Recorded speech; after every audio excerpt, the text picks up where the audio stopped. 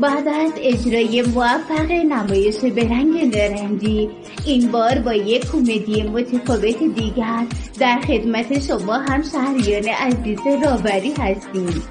نمایش خوست با همکاری اداره فرهنگ و ارشاد اسلامی و شورای شهر و شهرداری و فرمانداری شهرستان راور با افتخار برگزار می‌کند.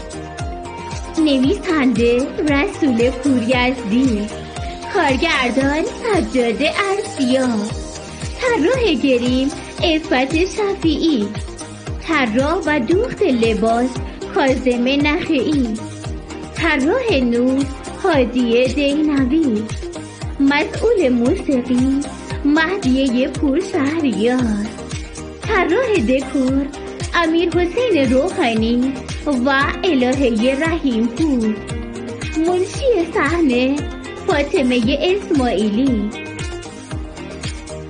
زمان 1 الی 8 دی ماه 1402، ساعت 18.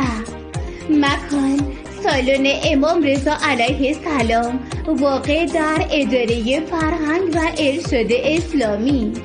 محل فروش بلیط در به ورودی سالن اداره فرهنگ و ارشاد اسلامی. بهای بلیط 40,000 تومان.